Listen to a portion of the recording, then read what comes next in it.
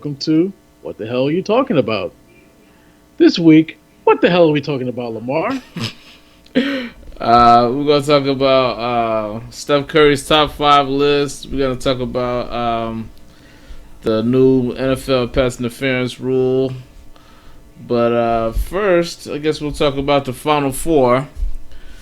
Um, We said the NCAA tournament. We can talk about who made it to the Final Four after the Elite Eight, what happened, the Sweet 16.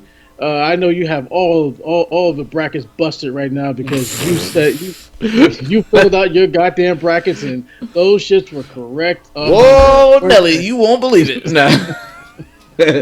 um, no, well, I definitely watched. I definitely watched Duke last week. Duke isn't the only team goddamn playing. Well, Let's talk about who else is playing. That's the only team I cared about. Yeah, there was. I watched. Also watched Texas Tech. Play against. I forgot who they played now. Texas Tech beat Michigan. They beat Gonzaga. No. No. They didn't beat Gonzaga. They beat Michigan and they beat. I don't Who know. beat Gonzaga? Or maybe it was them. I don't know. Yeah, they beat Gonzaga. Okay, all right, my bad. They beat Gonzaga. They beat Gonzaga. Yeah, they beat Gonzaga. Okay, so this is the first time Texas Tech has ever been in the Final Four, and it's all due to I'm not sure if Jared Culver is a freshman or maybe he's a sophomore, but the one thing this draft stock is definitely rising. He's my number 2 guy. I really would like to draft this kid. He's 6'6" and growing. He's a wing player. Doesn't seem like there's any problems with him. He's very quiet. I think that right now he is a sophomore. So if he decides to come out, which I think he will, his draft stock will definitely be high. Like I said, like you said before, we've had private conversations about this guy. He can create his own shot. He can shoot, play defense really well. You said you've seen issues with him getting to the hole. I've not seen those issues with him getting to the hole, but I understand what you may be having issues with him about, because it seems like he doesn't take over a game. Seems like he plays within the flow of a game. Right. And right now he's averaging around 19 points a game, but that went up since he got into the NCAA tournament. I think he's averaging 22 points a game. And that's always a good sign when the player plays better in tournaments and knows how to win. That's always a good sign. It doesn't matter who it is, as long as you play better in the tournament.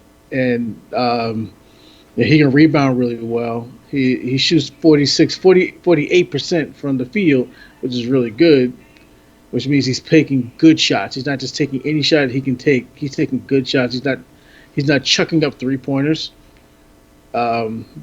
He's quick, athletic, and he's getting stronger. So that's one of the reasons why I wouldn't be terribly opposed if the Knicks were to get the number 2 overall pick.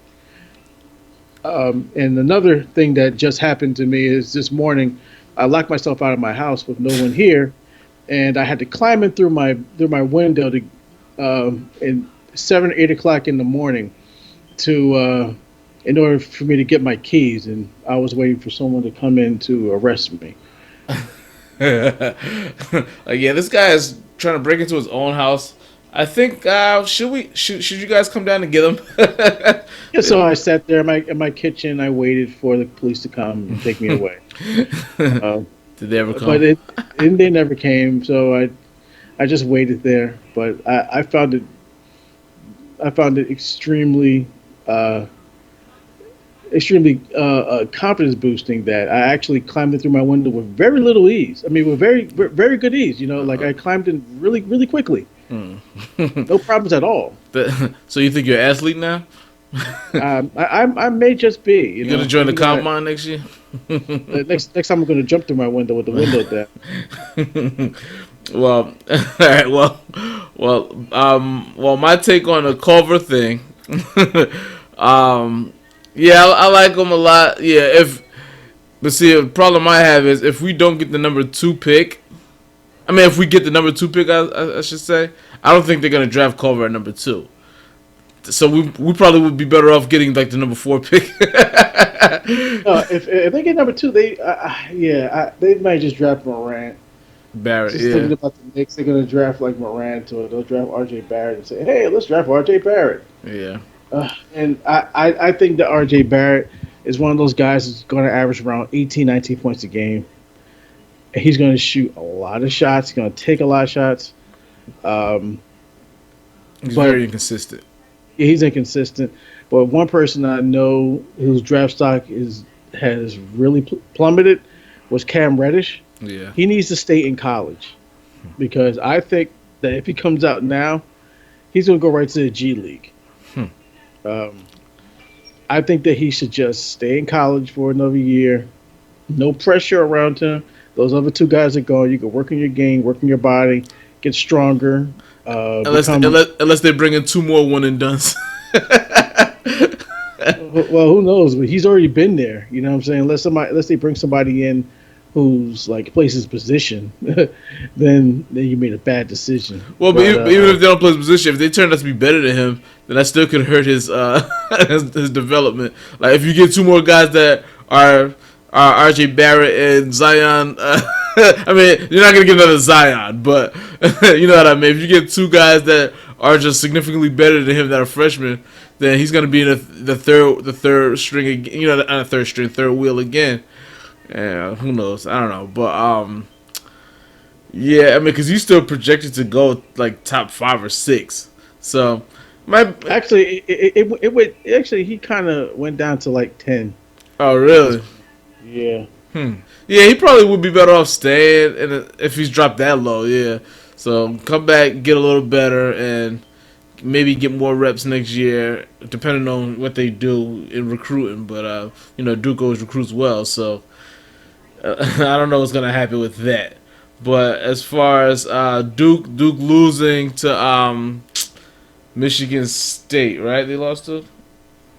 Yeah, Duke lost to Michigan. Yeah, they lost to Michigan State. I was looking forward to seeing Duke play Texas Tech. I really wanted to see that matchup, but I guess we're gonna have to settle for that. I don't really care anything about the Auburn Virginia game, but yeah, they should. Those two teams shouldn't be in it, but they beat the teams that they're supposed to beat. Well, they beat the teams they weren't supposed to beat. Well, Virginia, I think wasn't Virginia number one or no? No, there's no number ones back in the. There's no number ones now. No, actually, you know what? Who was Virginia number one or were they number two? I think Virginia was number one. I think Auburn's number 5. Virginia's a 1. And Texas Tech, I think, was 3. And Michigan State was also a 1, weren't they? Or a 2. I think Michigan State was a 2. I don't know. But anyway, we're way out of our league here. We don't follow this like this. But they still have the Knicks drafting Zion number 1, Phoenix drafting Morant number 2, R.J. Barrett going to Cleveland at number 3, Chicago getting Jarrett Culver, and that would suck. Who getting Chicago Culver? Gets Jarrett Culver. Oh, yeah. If this guy turns out to, come on, not Chicago again. Well, I mean, I don't know if he's gonna be a Michael Jordan like you said. No, I'm not saying Michael Jordan, but like if he's Dominique, right? Him and marketing, that would be a nice little tandem, right? Yeah, I don't really care about Chicago like that. I mean, I don't hate them like that. So no, it's something about that team when they get really good, like when they had Derrick Rose and they were actually playing really well. I was just like, not this fucking team again. Yeah, it didn't bother me. I don't hate them forever because of what. I don't know. I'm just over that. There's just a whole different team now, so it doesn't bother me like that. The only team I probably will always hate is like in football, the Cowboys. Outside of that, and even them I don't hate like I used to. So, but yeah, I don't have that. I don't have that continuous hate for anybody anymore. Once that era of them are over, you know what I mean? So, but yeah, I'm pushing for Texas Tech to win the whole thing now. Like I'm going with them to win the whole thing. And it's definitely going to come from the win out of this game. I think Texas Tech, Michigan State. But yeah. I keep somehow getting off of the Duke thing. I wanted to talk about the Duke game because they were talking about Zion had a good game. He had 24 points. I think he had 10 rebounds or something. He had a good game. No, he had 20. He had 24 and 14. And That 14, last okay. game. Yeah, and he actually played really well. But a lot of the trolls on social media were talking about, oh well, is he really worth a number one pick? He can't get past. I'm like, he had a great game. Right, How many great players have won NCAA championships too? right, Like right. Shaq never won one. Kobe was never even there. He Right. never went to college. Ben Simmons, by the way, didn't even make the tournament. He's a superstar. You know what I mean? You know what I'm saying? Like Carmelo Anthony won the whole thing, and is you're gonna really base everything off of what he was? By the way, Kemba Walker won the whole thing. Kemba Walker. Um, We can go back to Michigan State the first time. Jason Richardson. right? Yeah, it's like who Yeah. cares about how the team did? It's about the play. It's about the player. Like like we worry about the team thing later on when they get to the NBA, how they elevate a team, but that's not how you judge them in college. You judge them based on how well they played in college because the game is different. When you get to the NBA, you're worried about how well they do as a team. But Joe yeah, Cano is the best center in the league. He won two championships in a row. exactly.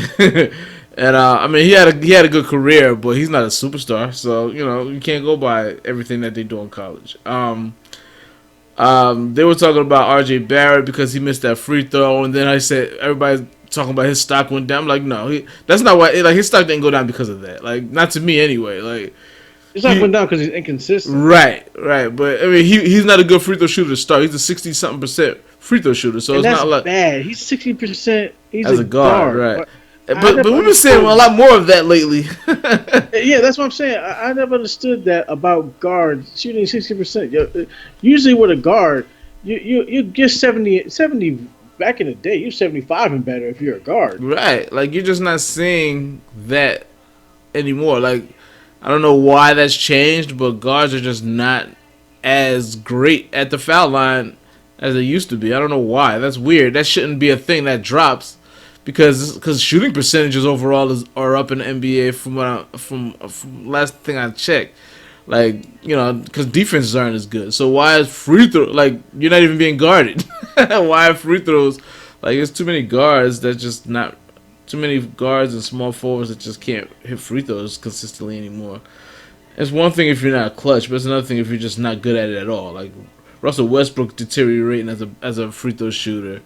You should get better at time. You know what I'm saying? You're at the line. They're not moving. Right. No one's harassing you. Like you get time to shoot. You know what I'm saying? No pressure. It's But really just. I think his issue is he's just an emotional roller coaster. Like he's just all his shooting numbers are down this year. But so he's just he's too emotional. So he gets that affects his game a lot. So as you can see, he keeps getting into it with fans. Like just ignore the fans.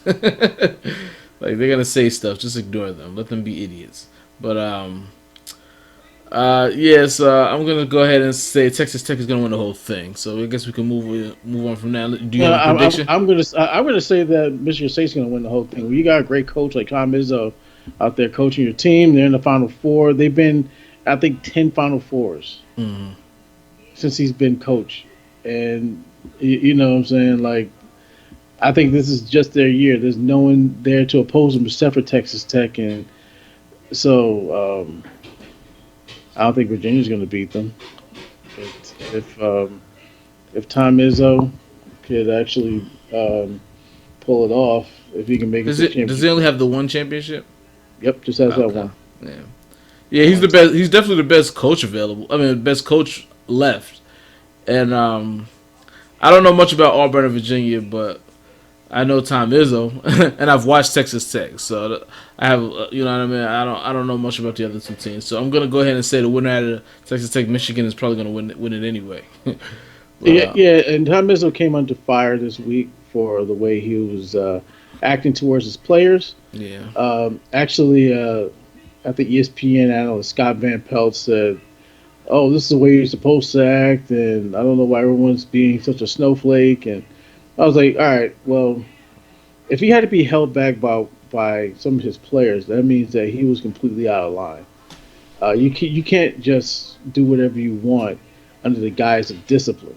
You know what I mean? You can't just yell at your players and berate them, and the players just have to take it.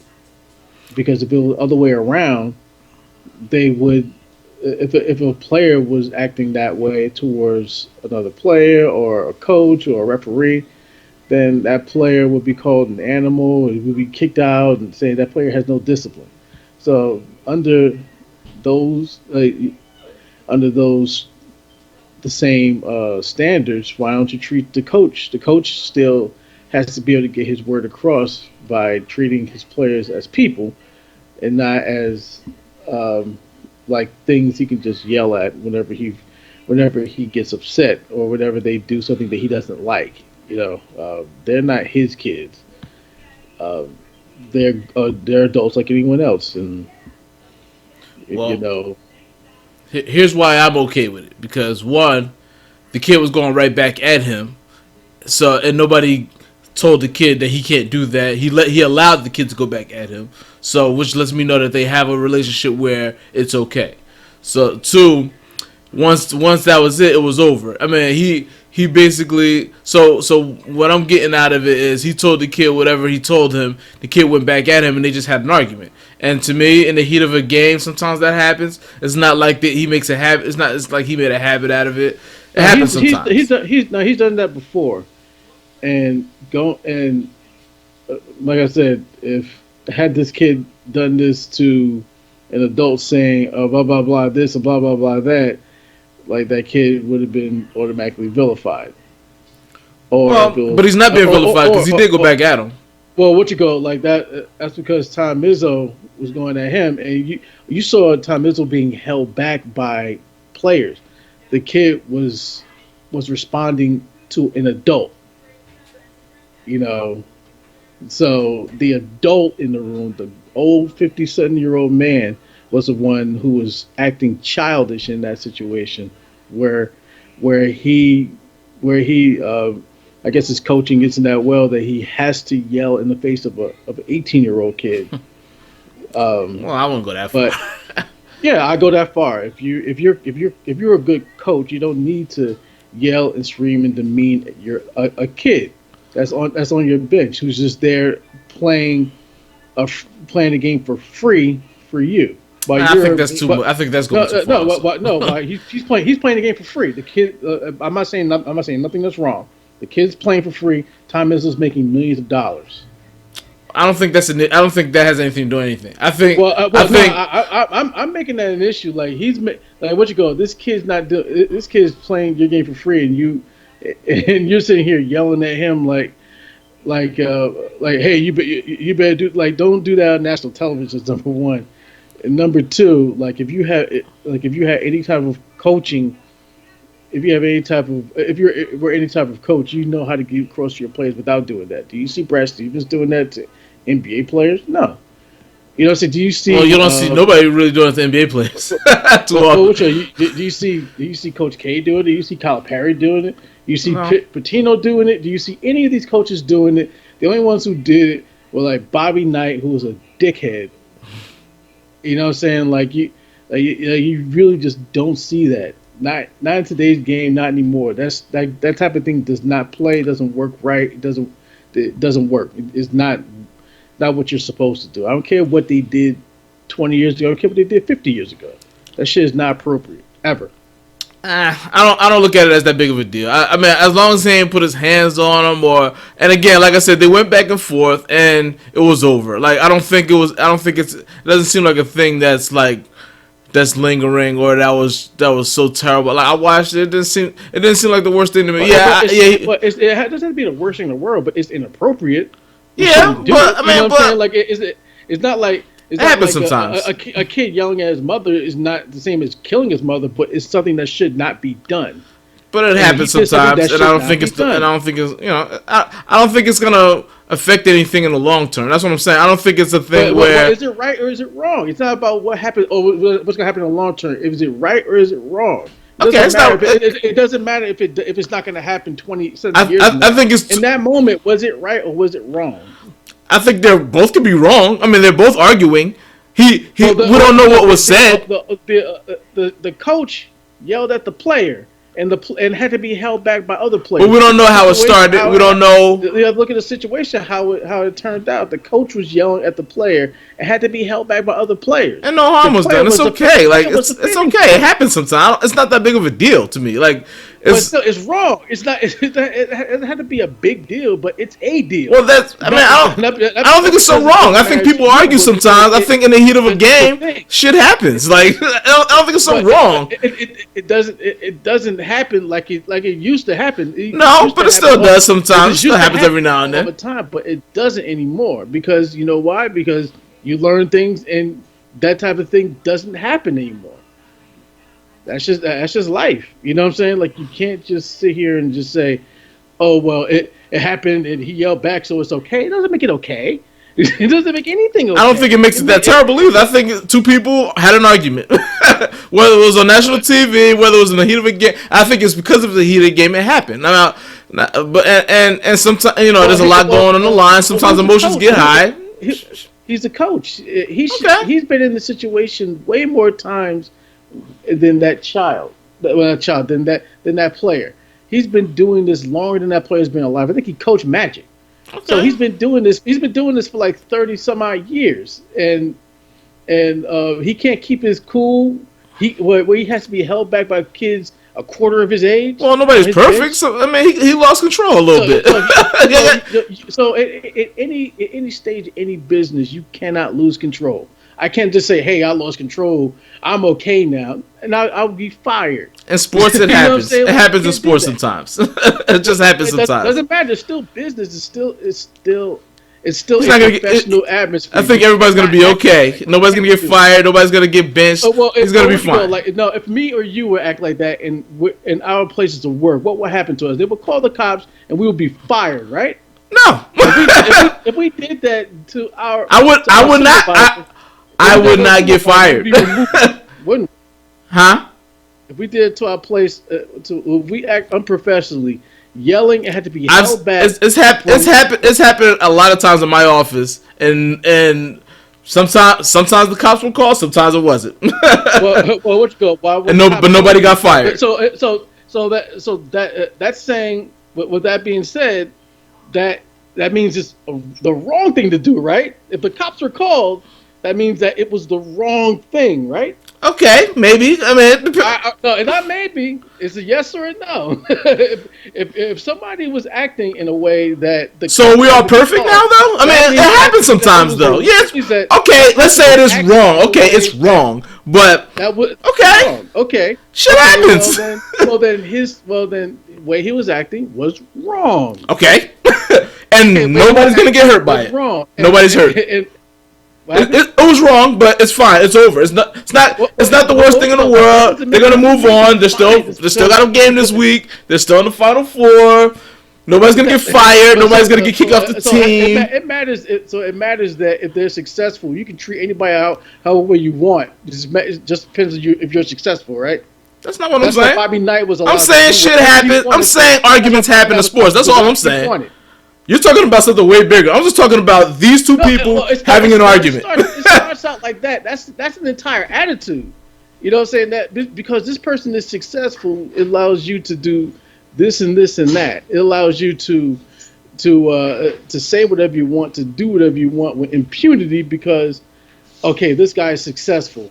He reached the Final Four, so that must mean that that must mean that he was right and it's okay. No, that's not what that means. And that doesn't make anything right. That's not what that means. I just look at it as two people having a heated argument in the heat of a game of a meaningful game. I look at that as someone with power talking down to someone without power. That's what. But you don't know what was said. But you don't know what was said. There are two co-workers. The coach has power. Okay. The player does not. But the player went right back at him, and he was not punished for it, which means that it was okay. Meaning that they were having an exchange that was on the same level. If they weren't on the same level, that kid would be that exchange was brought on by the coach. Okay. That exchange was brought on by the coach who acted unprofessionally. Okay. And and the player had no choice but to defend himself. Okay. Now, why are you putting the player in that position where he has to feel like he's defending himself? Okay, and again, we don't know what was said. We don't know how it started.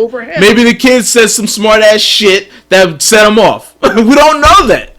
Just because we see him acting animated doesn't mean the kid didn't set it off that way. So we don't know what happened. Now what you're doing is gaslighting. I'm saying we don't know what happened. Hold up, let me finish. You said this kid said some smart ass shit. You don't know what he said. I don't. Neither do you. Only thing you know is what Tom Izzo did when he went at it with this kid and had to be held back because he wasn't acting professionally. Right. He had the power in this situation, and he chose to act like a child in this situation. Okay. To where this kid had to be put on blast on national television in front of his family, and now he can't act appropriately. Now, what if Tom Izzo says something else to him? What if Tom Izzo does this all the time? Now, I'm not. The point is that we don't know. That's the point. The point is the kid hasn't said anything because he's still on the fucking team. Now, kids have definitely said things about Bobby Knight as the years gone on, saying like, "Oh, this guy did this and this guy did that," and how long it took for those kids to say these things. That these kids were already adults. You know, some of them already retired. Isaiah Thomas said some stuff about Bobby Knight that like he did this and did that. He shouldn't have ever done anything like that, but he was allowed to get away with it because he made the University of Indiana so much money. Right. You know what I'm saying? He was in the tournaments, he was making the money, he was doing this and this and that. So and it was a different time. So they overlooked the way he treated these kids. And it was a different time also. Wasn't a different time because Tom Izzo just did it again on national television. Tom Izzo didn't throw chairs and hit and put his hands on people. That's what Bobby Knight did. And that was a different time. Bobby Knight, nobody can get away with doing that now. Bobby Knight's son did that, not him. Bobby Knight's son did that. Bobby Knight's son was the one who did the choking stuff. Okay. That's what I think. That's the one who got kicked. That's the one who got. But he also put his hands on players too. Bobby Knight did. Yeah, Bobby Knight went did that, and he harassed them every single day, and they felt like they couldn't do anything because he had all the power. He's the coach. Right. So when you are a coach and you're given that power, and the kids are. Because remember, they're adults, but they're still really young. Some of them 18, 19 years old. Most of 18, 19, 20 years old. If a kid's acting like that, put him on the bench. That's it. You talk to him by himself. Coach K can do it. Roy Williams can do it. You know what I'm saying? All these guys can do it. Even Dabo Sweeney said, "You don't yell at my kids. I'm a man. You yell at me." You know what I'm saying? Like remember when Dabo Sweeney did that? Like that's how you're supposed to treat your players. Right. You know what I'm saying? You don't do that in front of everybody. I don't care. I don't care if it's over now. What if in that kid's head? How do you know it's over for that kid? How do you know that? I don't know.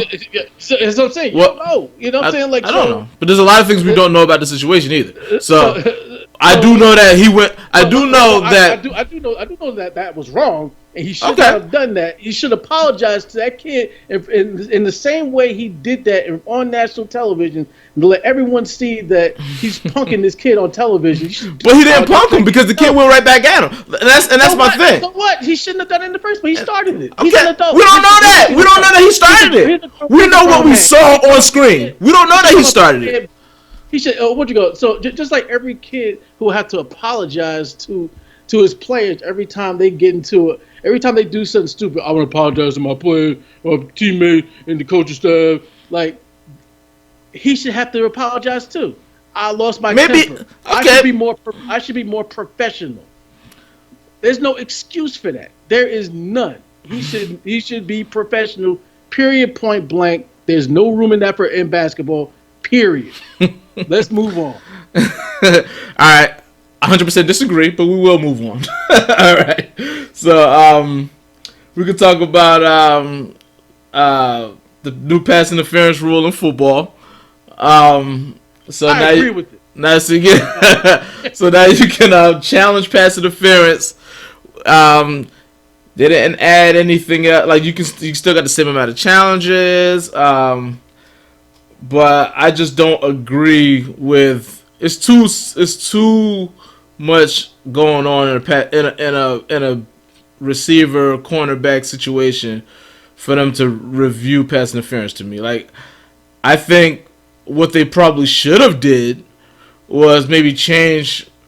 If they wanted to change anything, they should have just made it a 15-yard penalty as opposed to like a spot foul to me.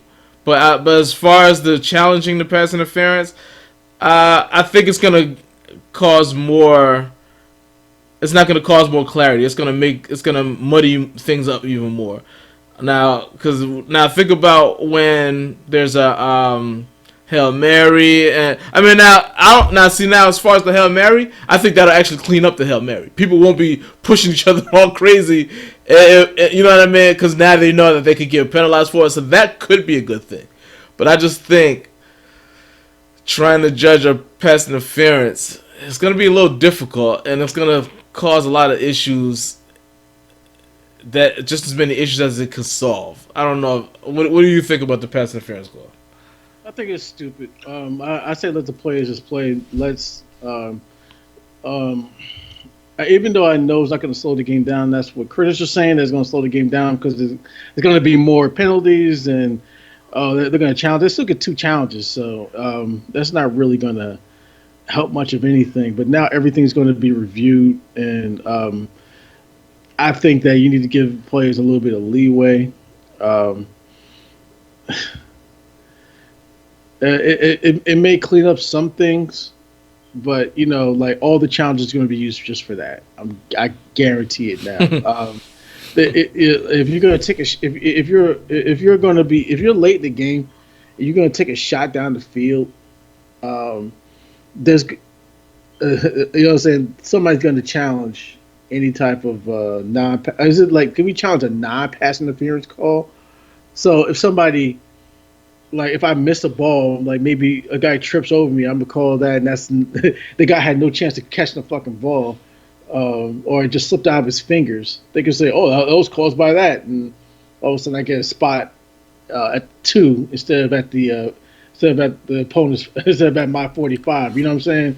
I know what you're saying, but I don't think that would be an issue. I think that would just be if See, I do think the jockeying for position thing could be a problem. Like they push each other, they push and pull all the time, and is you're really gonna like see the problem? The more the problem would be within the last 2 minutes, because at that point it's up to the refs, it's up to the upstairs to decide whether it should be challengeable or not. Now, if somebody puts up enough of a stink, if a coach puts up enough of an argument, sometimes they do just give into the pressure and just say, all right, well, we'll just review it. You know what I mean? So, like, is that gonna happen every single 2 minute? You know what I mean? In most, like, every close game, is that gonna be a thing where you're gonna at least have one challenge within 2 minutes every time, because there's so much contact, and usually the refs don't want to get in the way. The reason why that Saints play was not called is because the refs tried not to get in the way of the game in the crunch time. So that was just too egregious. You should not have ignored that call. But they were trying to not get in the way, and that's how it is in basketball. That's how it is in football. They try to make at least as many amount of calls as possible during crunch time of a close game, because they don't want to be deciding. They don't want to decide the game, and they don't want to catch all this heat from the fans and from the media and from their front office when something on a call like this. So they just blew it by not calling the obvious, though. So it's not an easy thing for a ref. I will say that I wouldn't want to be a ref for that reason. So But that one was just too obvious. You had to make that call because he clearly just took him out as the play, as the ball was coming his way. Like, you got to know that that's too obvious to ignore. So if it's subtle, then then it's fine. Nobody's gonna want to say kill the ref for that. You know what I mean? If it's subtle, you would just say it was a bad call. But like, because he missed that call, it changed the whole league. You know what I mean? Like, now they had to put in a whole new rule because the Saints were pushing so hard for it, and now we got a whole new rule that could affect the whole way the game is played in the crunch time. Because now refs got to be more on edge. Now they got to look at everything. Now it's like, should I think I got to call this now. You know what I mean? Like, now there might be more calls in the last 2 minutes because of that. Well, I think that's an overreaction by the league and by was it Commissioner Goodell, who's known for not letting things go. Um, if he would, it happened so late. Actually, it happened in the conference championship. So if he would have just like not said anything about it, it would have went away. Yeah. Saints fans would have thought about it, but who cares? Right. They'll be all right. Uh, but like before you make drastic rule changes like that affects the entire league like forever and ever, Mm. you should think about it a little bit. I know they weren't thinking about this last year, so this is hasty. It was thrown together, and it's going to make the league look stupid. Yeah. Especially next season. I don't know. It's just one of those other dumb rules that Goodell makes when now he's in the he was in the business of making sure that families stay together, and he's going to police people at home when they're off the clock. Hey, you better not do this, or we're going to suspend you. Like, I don't like. So now you're in the business of that. Tagliabue stayed the hell away from that. Yeah. And that was what was good about Tagliabue. He stayed the hell away from that stuff. Like, people, oh, there are too many players getting arrested. I don't care. I don't care. What person actually really cares about that? Yeah. Nobody. You're Nobody right. cares. I think that's another product of times changing where people push for that, like mobs push for this and that, and for a while I was okay. I was with that, but I'm starting to back off on that now. Like, I just think, yeah, just stop getting involved in that, because now especially since you don't know what you're doing, you don't know how to do it. You're screwing it up like at least 50% of the time, if not more. Like, you're screwing it up the way you're doing it. You don't know how like, it's so inconsistent in how you're doing it. There's no real policy in what you're doing. You're just making it up as you go. So if you're gonna make it up as you go, you might as well just leave it alone in the first. You might as well just not even get into that avenue in the first place until if you're gonna go that route, you better figure it out, because you're just causing more drama. So either stay away from it altogether, which is your take, or really work on a real policy that's consistent and not just by the seat of your pants. Like, just get it together either way. But as far as the back to the pass interference thing, yeah, they need to like usually they think hard about these things. They'll go they'll implement it in preseason or something like that. You know what I mean? They'll implement it in certain situations, or they'll let. In this case, they got or did the AAF just go under? I think the AAF just went under. I was gonna say, okay. I think the AAF just went under today. They were asking for more money. They didn't get it from donors. I have no idea what the AAF even stands for. I don't know anything about the players. I know Johnny American Manziel Alliance Football or something like that. Yeah, it started by NFL. They wanted to have their own little D league, and they had NFL Europe years ago, and they disbanded it. I guess wasn't making money or something like that. But that's just getting ready for the XFL to come back, and That's gonna fail too. because Vincent Man doesn't learn his lesson. He sold a lot. Like, WWE has been real profitable in the past few years. Like, he just got a $10 billion contract from Fox, Mm. and he's going in one of his shows. SmackDown is going on Fox Channel 5 prime time on Friday nights this fall. Mm. And he got a lot of money from the Saudi Arabians to do some shows over there where they kill Really? journalists. Uh, Uh, so he's making a lot of money. He sold a lot of his stock. He sold $250 million worth of his stock yesterday to funnel more money to the XFL mm. because he doesn't learn his fucking lesson. I have no idea how. I have no idea what he's going to do this time. It's going to be so different than when he got his ass spanked before. But I, it must really hurt for billionaires like him To to fail. lose.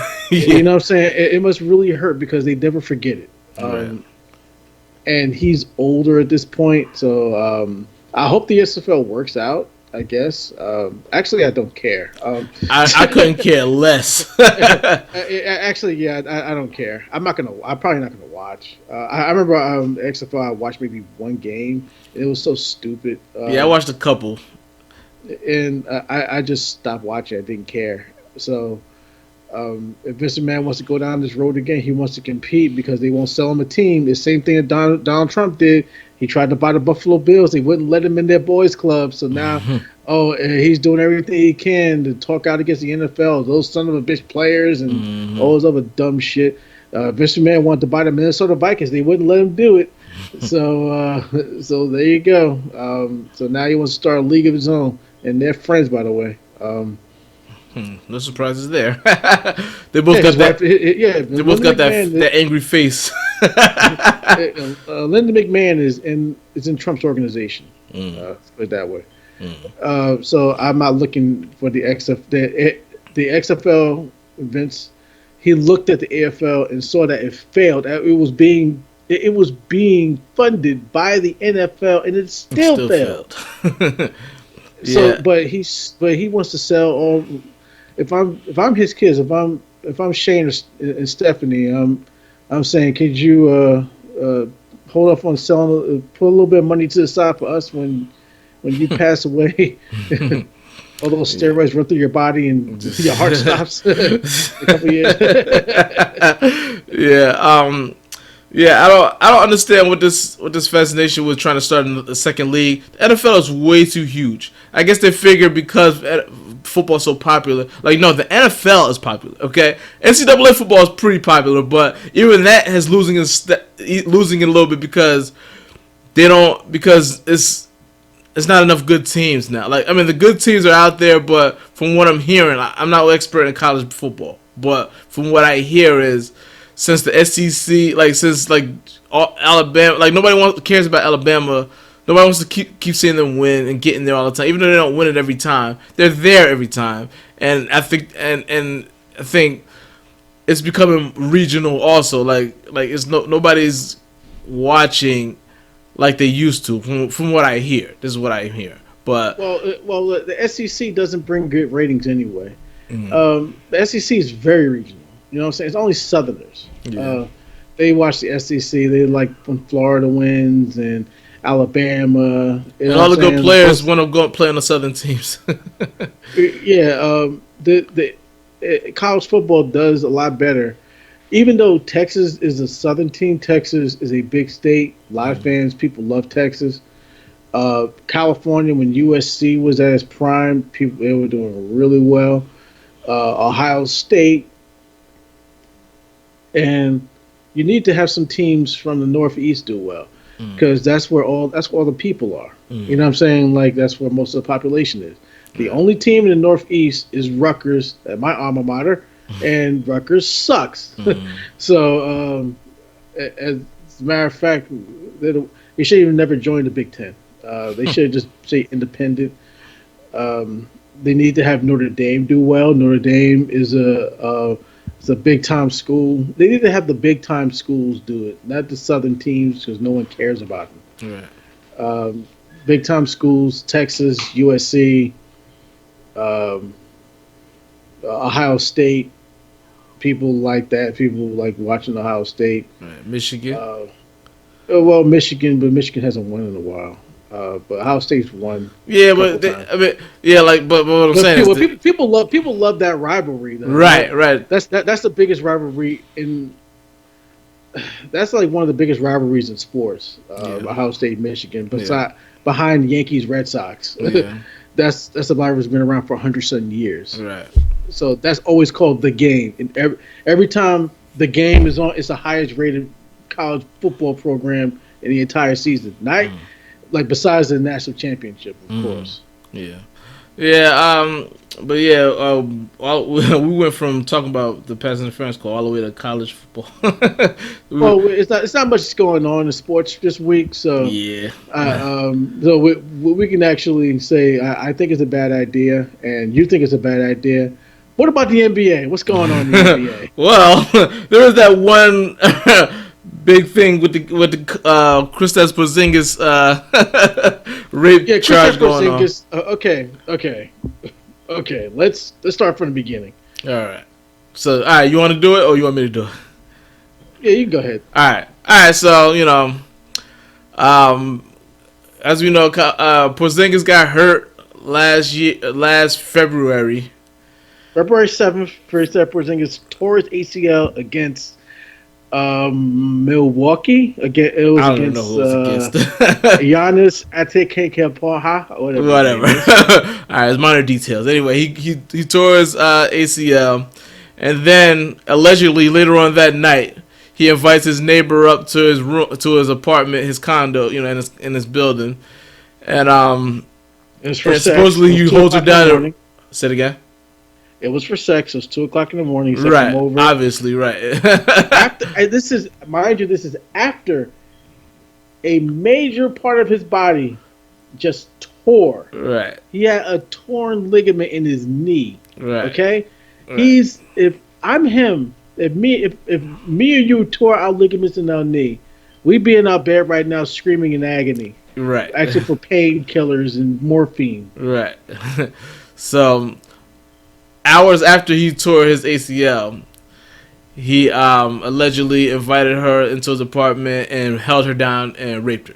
So that's her story. Yeah, apparently this is a little bit got a little bit graphic details. Go ahead. Apparently he punched her in the face. He said, "You're my bitch and you're my slave." And it's a black woman. Okay. Okay. So then instead of going to the police, I think this is where the details get a little muddy. She goes to the Knicks and says, "I need to mediate a payment of $68,000." That's how that was So supposed to went down. I that's thought he. what I. Okay, because what I heard was just that he,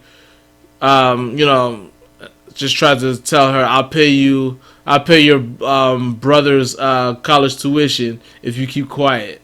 So, yeah, see, to me that doesn't sound right. Like, if it's one thing if you just said I'll pay you, you know what I mean, to keep quiet, but it sounds like to me personally, sounds like that she's just trying to get her brother's tuition paid. That's just what it sounds like to me. How did he know about her brother's tuition? Right, like to me that just sounds like just rape her. Right, that just sounds like and I don't know, I know what it sounds like to me. I'm not gonna call her a liar and this and that because I really don't know. I'm just telling you what it sounds like to me. There are a lot of details in this case that I haven't heard. I don't know anything about. The one thing about him having a torn ACL and going up and raping somebody. This dude's 7'3", like, and with a torn ACL with a big cast in his leg. I know he had a big cast in his leg because he was hurt. I'm not sure. I'm not him, but when he's that automatically just brings the story down. I can't really see that. Like I can't. I when I heard that, I just couldn't believe that he would that would actually that would hold him back from raping somebody. I would think so. I wouldn't know anything about that. The only go ahead. But that being said, let's make the case that he did do something stupid like that. The Knicks and the media in New York kept this quiet for almost 4 whole months. Nobody heard a thing in any of the media until now. Right. You know, Until the she dude was actually put charges. Right. yeah, and he was traded from the team late January. So a month after this happened, this is supposed to happen February, and she filed court. What you go? They told the NBA about this in December of last year. So Right. NBA knows. Right.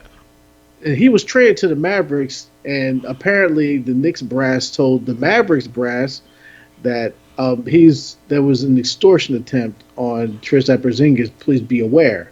Now the Mavericks are saying we didn't know it was rape.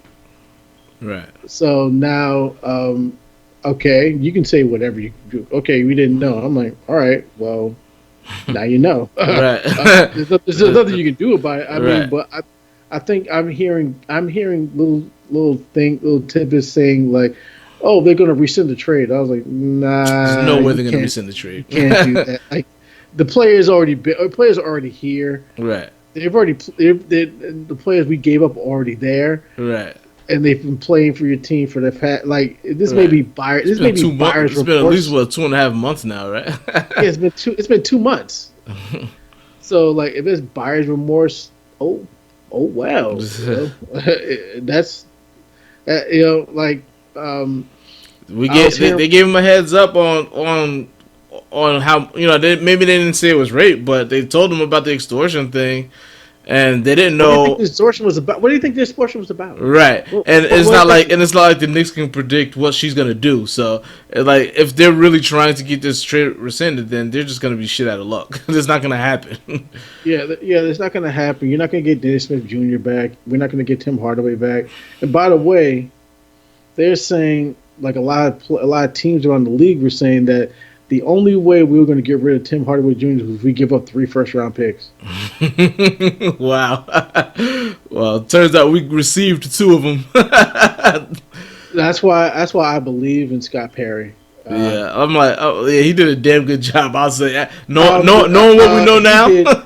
did he did a flawless job. He got rid of a center, a power forward center who has a rape allegation. He kept it quiet in the biggest media capital of the world, who had an ACL tear and was up for $150 million contract.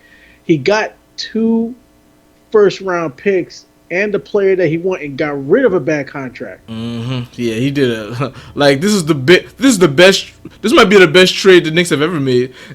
Like, they don't usually come out this good on trade. Like, now I'm not gonna say, I mean, because we didn't get no superstar player in return, but we got a lot of good. We got rid of a contract that was considered bad, which I didn't consider bad, but it was considered bad. And they got 2 first round picks. So it's like, yeah, And like we got the that's player we always wanted. right, and it's the player that they wanted in the first place. Now, what would happen if what if we drafted Dennis Smith Jr. in the first place? Like, what else would we have gotten from them instead? We would have got Frank Ntilikina. I don't know. We probably would have. We probably would have. That's the crazy part. They probably would have drafted. We probably would have just got him because they would have like, well, he ain't working out here, so and we're like, all right, we'll take him. What the hell? We would have been stuck with his bum ass. Yeah, he shut himself down for the rest of the season, and he should just. I said this from the beginning. Like, he should just went to the G League, just worked on his game. Oh, you talking about Frank? Yeah, Frank. Yeah, Yeah, Frank, but we're not going to keep him past this season. He's not yeah. going to I make don't. it past I don't the think he's going to be offseason. on the Knicks roster opening Yeah, day next season. he's definitely not, because we have a good backup with Moutier, who's actually played really well under Fitzgerald. Fitzgerald, Fizdale. Yeah, I don't. Fitzgerald. Yeah, I mean, unless nobody just really wants him. Like, if we just really can't find nobody, that's the only way I see him back. But we're definitely gonna shop him. Like, and I'm sure we'll find somebody that's gonna want to take a chance on him. I mean, we're not gonna get much for him. It's probably be like a second round pick for from the Spurs or something like that. You know what I mean? Like, I can see it being something like that, unless we throw him in something on a bigger trade or something. I think there's going to be a package deal, or we're going to try to pick up somebody, maybe a backup power forward or whoever we get in the draft. You know what I'm saying? We're going to have to say if we don't get number one, say if we don't get Zion, we get like Culver, then we have to use him to get a power forward, use him with another guy to get a power forward who's going to fill that spot. Or if we get Zion, if we're going to need somebody to play shooting guard, well, we have two backups. Um, what you call it? Dotson and Trier are backups. I'm sorry, they're both backups. They're I don't not know. start. I like Dot. I think Trier's a backup because he's more of a scorer than anything. I think Dotson could be a solid starter. He's not a star player. We don't. Everybody can't be a star. You fall in love with these guys over the years. You fall in love with these guys in the Knicks who play pretty decent when they give them minutes. That's true. But what you call it? Like I don't really see starter when I see Dotson. He's not a starter. That's not. But that's not what I'm doing in this situation. I see him being a bench player, and like he's a bench player, and there's nothing wrong with that. You know what I'm saying? Like, what you go? This guy's just not a starter. Him.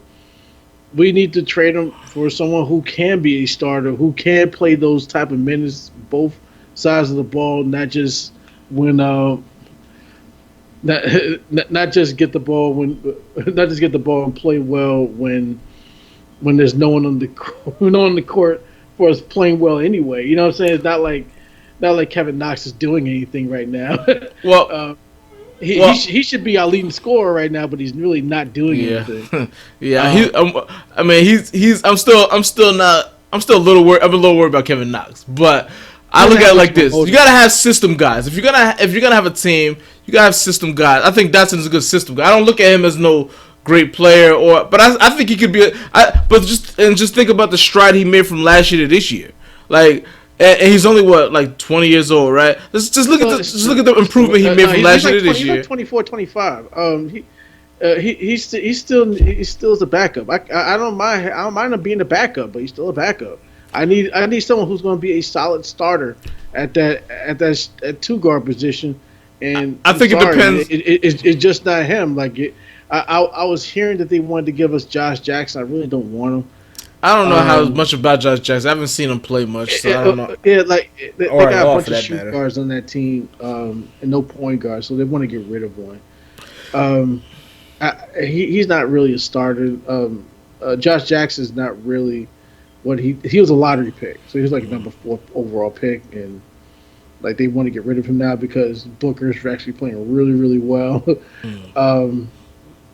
I'm not really big on Josh Jackson. I think that if they want to trade him to us, I'm not willing to give up anything for him. I think he's a backup for the rest of his fucking career. Well, this is how I look. Plus, they just drafted that kid. Remember, they just traded for that kid from Villanova. Yeah, I can't think of his name, but yeah, I know what you're talking about.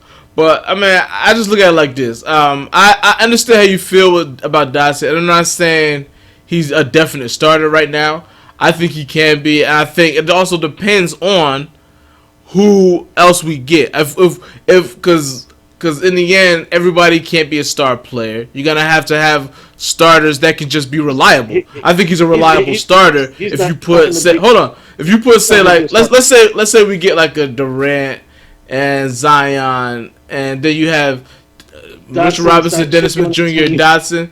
I think he's a good guy that's reliable to play with those guys because you don't need everybody to stand out. You need guys that can play off of those guys.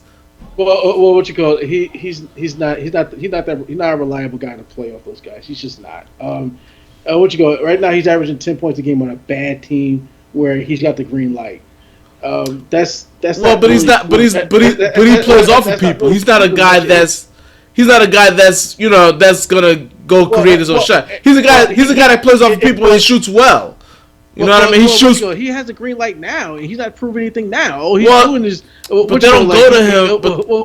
If this is the best he can do, then he's a backup. I'm sorry, he's just a backup. That's what he is. You know what I mean?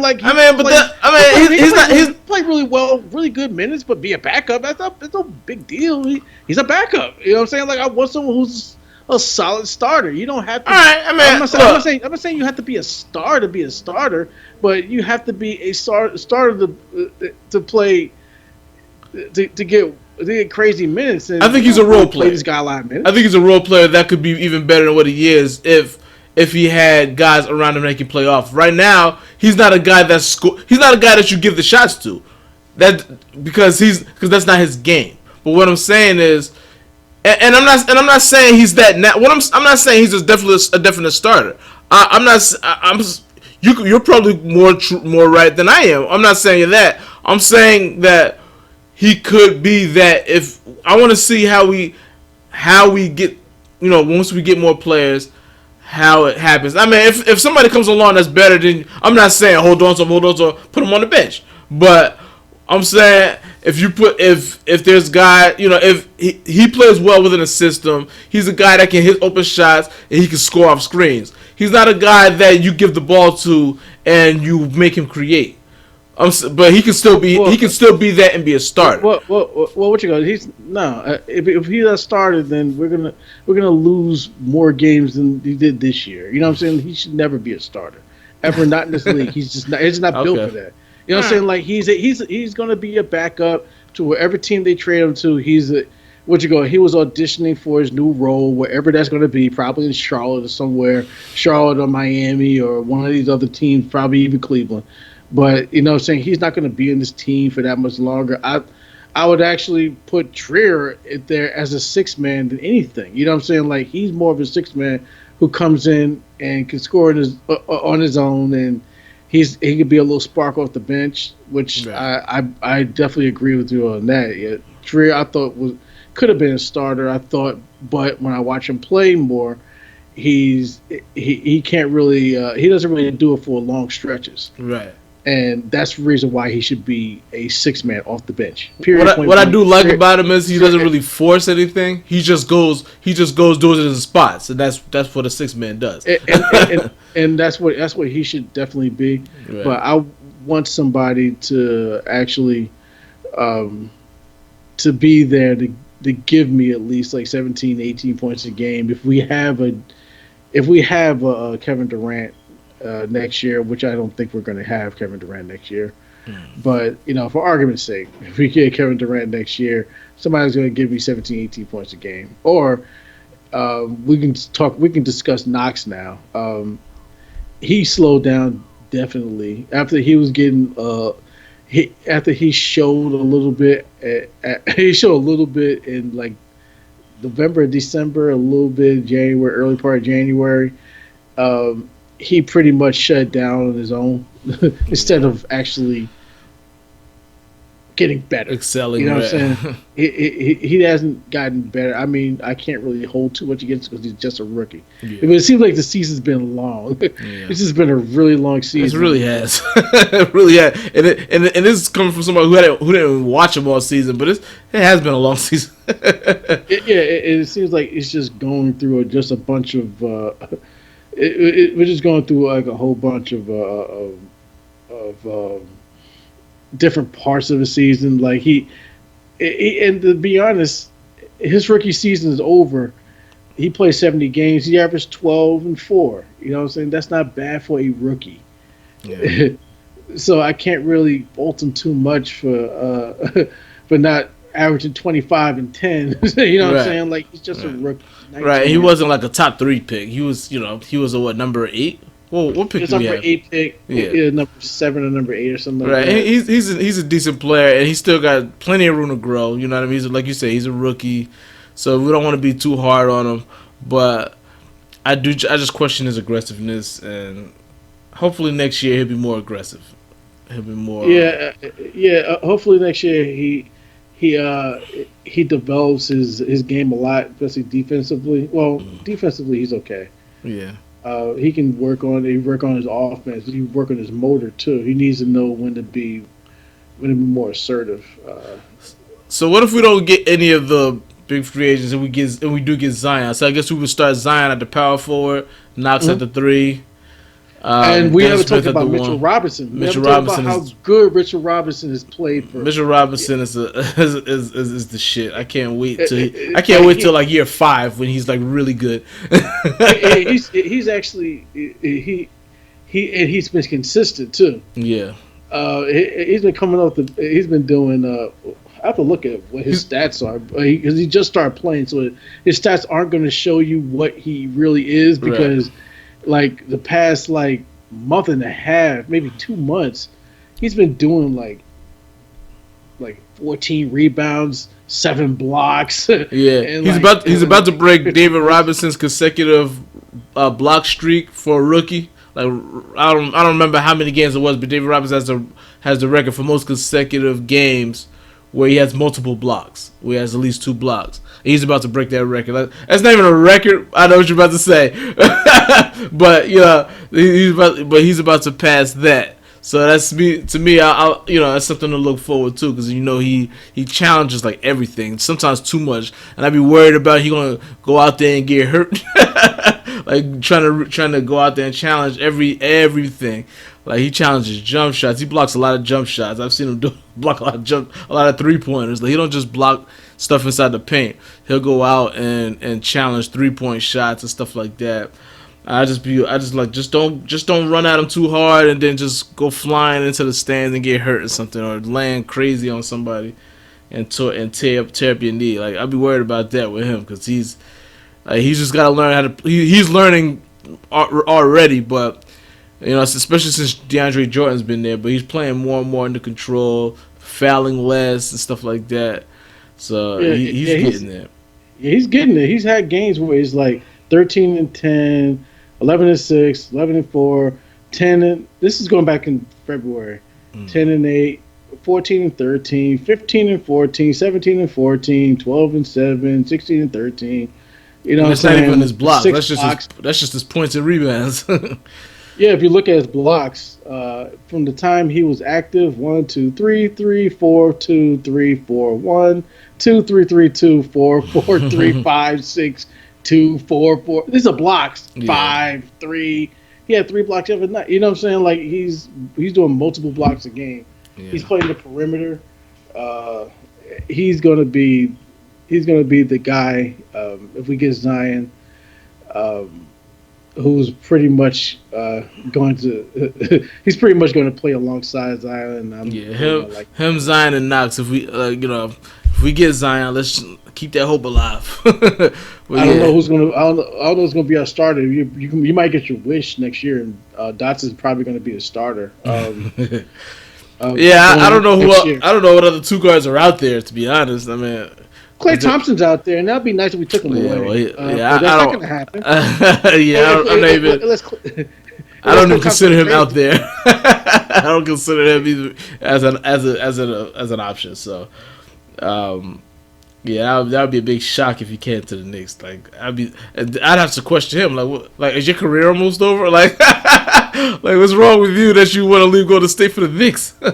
Like, Yeah, when the I Lakers don't are know, man. available, the Clippers are available. I Yeah, would like that'd question be that. like him saying, "I want to challenge," and okay, you got it. You got exactly what Or you I wanted. mean, like the Knicks are paying me the most money, and I got this injury that nobody else wants to touch. But let's be realistic about Clay Thompson. If he comes over to New York next year, do you 25 points a game? You think you do over here with us? I don't I don't know because Klay I think he Thompson could. is a guy that gets set up for a lot. He doesn't dribble much. He catches it. He dribbles once or twice at the most, and he shoots. If you look at his big games, they even count his dribbles. They'd be like he took a total of 10 dribbles to get 50 points. Like we would have to set him up a lot. And I'm not saying that That Fizdale doesn't can't mean do he that because can't Fizdale do does it. like to It just move. means just the way they're using them. Say it again. Just because he doesn't dribble a lot doesn't mean that he can't. This just means That's that true. they're using him, That's and true, but it's extremely difficult. The most difficult part, the most difficult player to be on an NBA team is the third guy. That's yeah, the hardest but thing to be. even when he was the second guy, his game hasn't changed much. Like they still use him basically the same, just not in the same volume. But but even when it was just him and Steph as those 2 guys, he catches it and he shoots it. He doesn't handle the ball like not that much. So I don't know. I don't know if it's because he's not that good at it or I mean because generally a good coach is going to use you how you should be used, and Steve Kerr is a good coach. So You wonder. I mean, and I think he's good for at least 20. I think he's good for at least 20. But I think he's good for. I think he's good for 25. To be honest, under the right system, I think those two guys who are really really great are kind of holding him back from being really really great. So like I think that on a team like the Knicks, where he'll be the number one option, he'll actually respond. I don't think he should be the number one option. But since he plays really great defense, usually guys who play really good defense don't they suffer a little bit with the offense. They don't put as much towards the offense because they're really great defensively. Mm-hmm. Like I'll give you an example. What's his face from Toronto? Kawhi. Yeah, Kawhi Leonard. He's great defensively, and he's really good offensively. But you can't be both at the same time unless your name is Michael Jordan.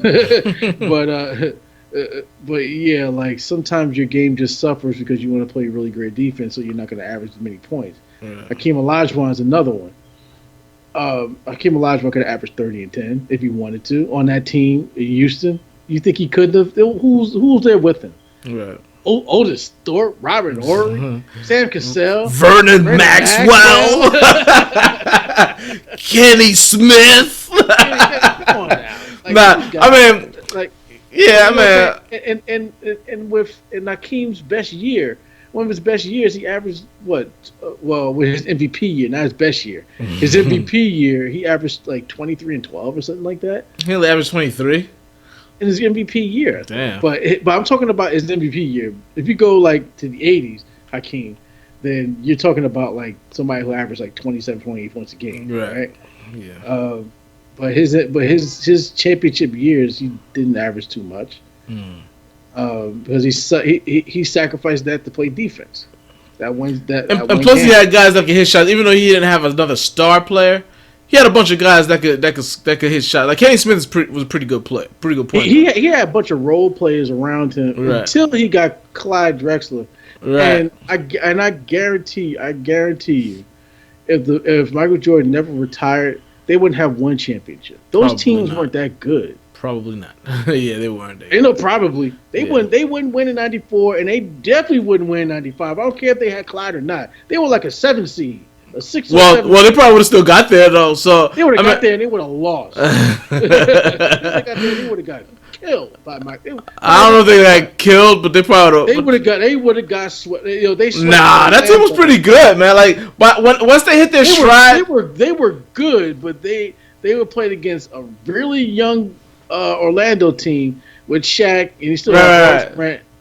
No, I don't disagree with you that they would have lost, but I don't think they would have gotten swept. That was a pretty good team. I think you would have got swept. No way. I think they would have got swept. No way. That team in particular, even the one with Clyde, the one before, the one that beat the Knicks in '94, I think that they had a better team.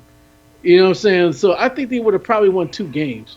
But the team in '95 that had the superstar and aging superstar, but he's only a little bit going. Yeah, but remember, Clyde came in the middle of the season. Yeah, Clyde. I know Clyde came in the middle of the season, but I'm talking about like they won a championship with him at the end. Right. If they would have had him even at the championship, I think they still would have got killed with Michael Jordan. They would have lost. I agree. They would have lost. I think they would have got swept. It would have been another 6-game series. It wouldn't have been 6 games. It would have been 4. Nah, Olajuwon and Drexler are good. Olajuwon and Drexler are good enough for 2 games. not against that team, and not how they were playing that year. And think about the next season. They weren't even that good. This was Hakeem's. This is pretty much Hakeem's swan song. After that, he sucked. But you guys, he was bad. But you also got to consider the fact that Chicago at that point, let's say he never retired. That would have been the 5th. That would have been 2 years after the 3-peat, right? The 4th and 5th. That would have been the 4th and 5th right So there. I'm talking about the Drexler year would have been the 5th. So do you think that the Bulls would have been as motivated and as good at that point? Yes. If he'd have never retired. Yeah. I don't know. If he would have never retired, That's like saying, "Hey, Michael Jordan's not motivated." He's motivated. Like I Well, can't. Jordan retired. You know what I'm saying? Like he I retired. cannot put it past Michael Jordan to not like because he always is. You know what I'm saying? Like it's not like he's not like the rest of us. You know, he's not like the rest of the NBA players either. Like he's different But he because he was just so retired, motivated all the so like time. he had to step away from the game. You know what I mean? So Well, he stepped away from the game, but that was due to other circumstances that either either we don't know right, that right. you know what I'm saying or circumstances about about his father. You know what I'm saying? Like that didn't kill his motivation because he still had to do something. He didn't sit home and get fat. He Right. sat and played baseball for 2 years. You know what I'm Right, saying? Like but that. The only reason he did that would I think, which makes more sense to me, was that he was suspended for gambling, and that it seems like that makes more sense to me. Like then, hey, my father died. I'm gonna play baseball. I'm like, okay, I know but his father died in a really messed up way. yeah, and his father, and word is his father was a big baseball fan, and that's what he want. That's what his father wanted him to play. So I don't know, but Yeah. So I'm never going to knock Michael Jordan for not have like every time he stepped on that court, he had motivation. You know what I'm saying? Whether like he never ever did not bring it when he was on the court ever. Like he never lost 3 games straight ever. He played games where guys are just like, oh, it's just a regular season game. It's just like he showed up and played those games. You know what I'm saying? So I'm never gonna put that. I'm never gonna say, "Hey, this guy did that, so he would do this." No, Michael Jordan was a different guy. You know what I'm saying? Like I think he would have won 8 straight, and I think that would have been it. Or maybe he would have retired 2 years early. Who knows? Maybe he would. Maybe he wouldn't have lasted until '98. Maybe he would have lasted to '96. He would have beat. He would have won and beat Seattle, and that would have been it for him. He wouldn't even played against. Utah. Utah those 2 times, but he had Dennis Rodman with him, so you never know. Yeah. Yeah, I mean, it would have been interesting to see what if he had never retired, how that would have been. I don't know. I mean, I just think it is hard to win that many times in a row. So it's possible that he could have got burnt out before he got to those before he got to those other. But I'm just going about what happened to him. Like he was never burnt out. The only time he was burnt out was when he came back to play for the Wizards, and he was damn near 40. He was our age. Yeah. You know what I'm saying? Like, you know what I'm saying? Like, he seemed like he was burnt out then. Yeah. But like, I can't put that on him because it never happened. So I'm not gonna sit here and Fair. say that. That's but, fair. But but if he would have left, I let's put that theory to if he would have retired in '96, the 97, 98, 96 and 97, 97, 98. 96 and 97, I think the Knicks would have won. That That was was the year. That was the year that no, that was the Miami game. That 97 that was game. the year Miami Yeah. the Heat Knicks brawl Yeah, thing. that was a brawl. That was Uh, that would have hurt even more.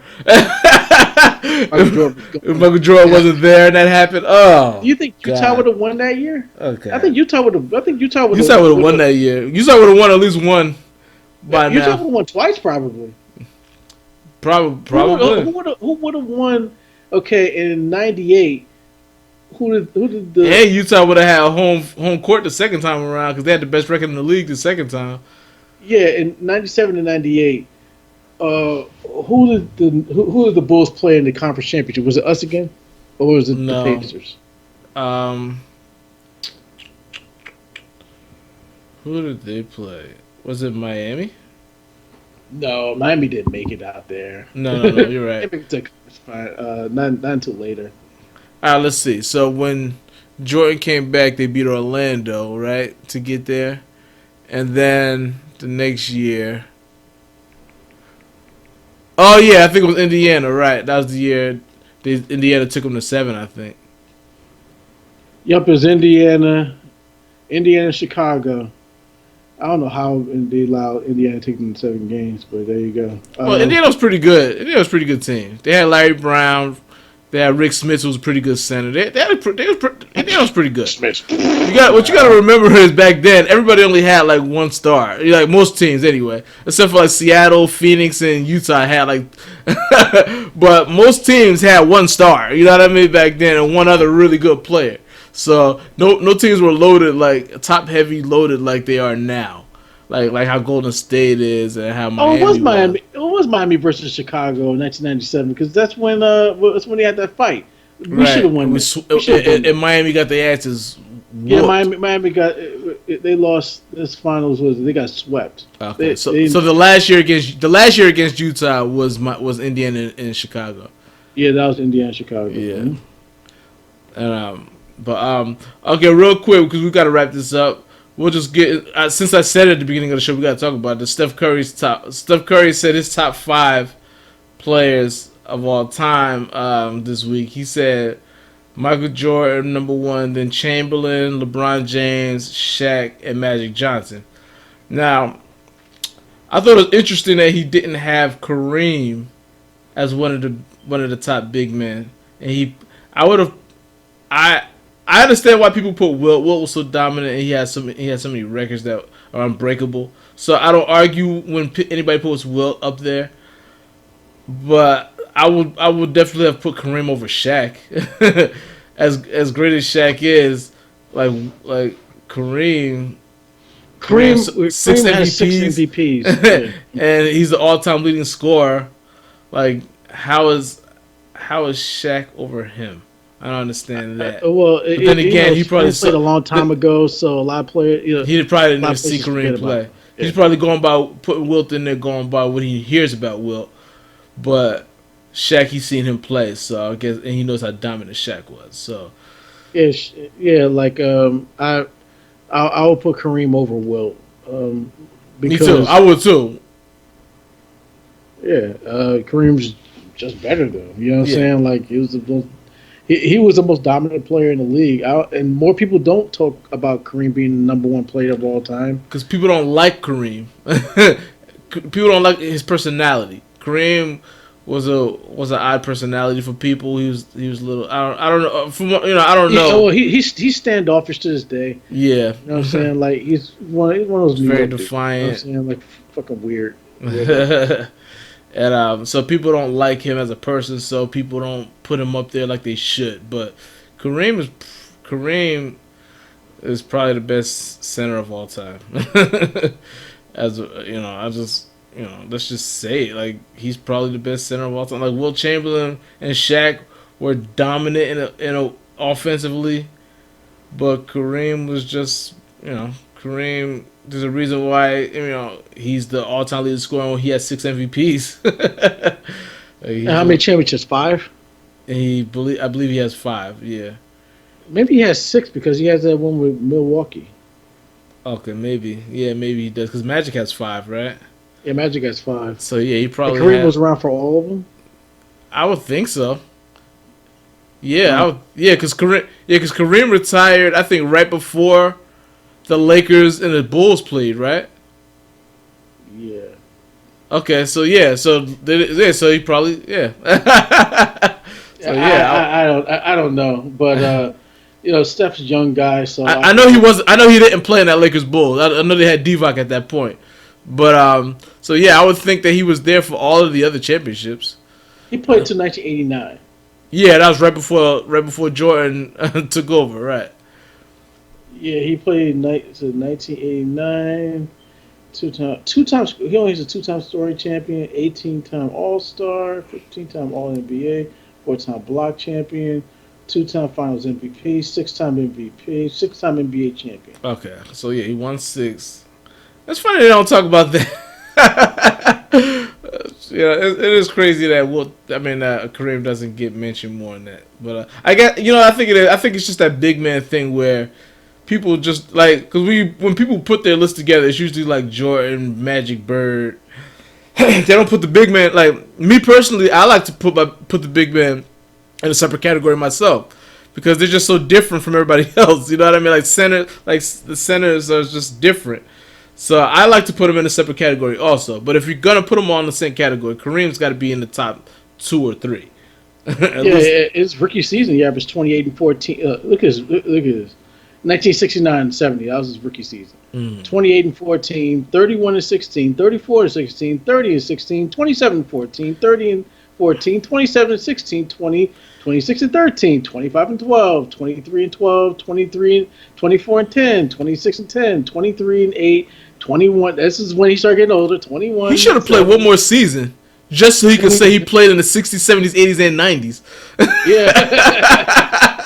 That's what he should have did. when he was 38, he averaged 23 and 6. He should He have played played at till he least was one 45. more season to just have that on his resume. He'd Yeah, be the I played only the person to 60s, play 70s, 80s, and in 90s. 4 decades.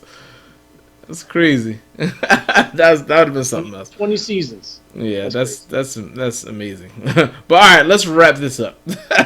Oh yeah, We're and LeBron shut it down for the season. But okay, that's it. Yeah, we're gonna talk about LeBron shut down for the season. The team questioned his body. Team asked him to not to not walk around to not react every time they they do something wrong or whatever he thinks they did something wrong. So yeah, we're just gonna get to that story, but not that really important. I'm tired of talking about the Lakers anyway. So anyway, Okay. all right, y'all. We will see y'all next week. You know, become my God bless you. Good night.